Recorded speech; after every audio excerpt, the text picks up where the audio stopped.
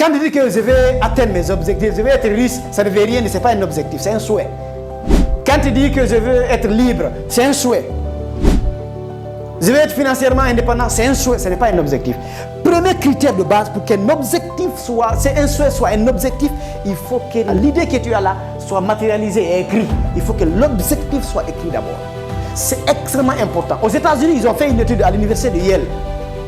D'accord? À la fin de la graduation, à la fin des diplômes, des remises des diplômes, suivez très bien, ils ont amené un coach pour une formation de motivation pour les diplômés là, pour les permettre de bien s'insérer dans la société. Et il a posé une question de savoir quels sont les étudiants qui sont déjà présents ici là, qui ont des objectifs clairs et écrits sur papier. Parmi tous les étudiants, les 100%, 80% des participants n'avaient pas d'objectif. C'est-à-dire ils se disaient, bon, je vais d'abord finir les études, après on verra. Après on va voir.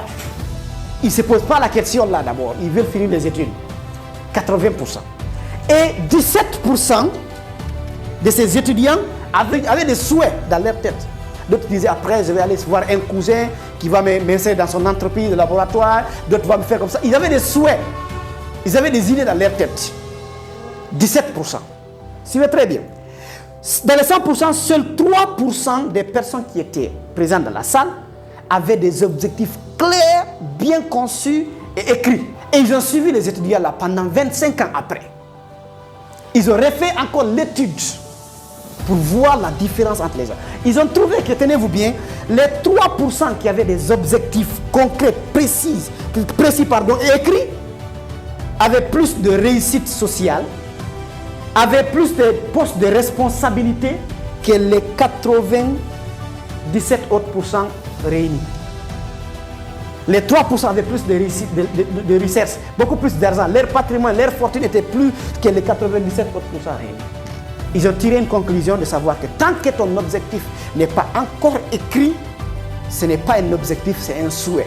C'est comme de la fumée, ça s'évapore. Parce que des fois, nous pensons que notre cerveau, là, il est trop fort. C'est pourquoi moi, je connais mon objectif, il est dans ma tête. Si tu fais ça, tu te trompes. Parce que le cerveau humain fonctionne de manière, c'est-à-dire à altérer les informations à un moment donné. Tu as un objectif comme ça, demain, on te dit de payer le loyer, sinon tu sors là-bas, tu oublies d'abord ton objectif. Les préoccupations de la vie te font oublier l'objectif. Parce que c'est de la fumée, ça s'évapore. Donc, ton souhait, l'idée que tu as, il faut d'abord commencer à l'écrire noir sur blanc. Plus tu écris, plus tu sors l'idée dans ta tête, tu essaies de la matérialiser et ton cerveau commence à croire à la chose. Même si tu oublies après 1 mois, 2 mois, il suffit de prendre ton cahier, tu revois encore tes objectifs, ça te refocalise encore. Même si tu étais un peu distrait. Après 1 semaine, tu le lis. Moi, mon cahier de rêves, là, chaque semaine, je le lis, je le regarde, j'ouvre pour me refocaliser encore.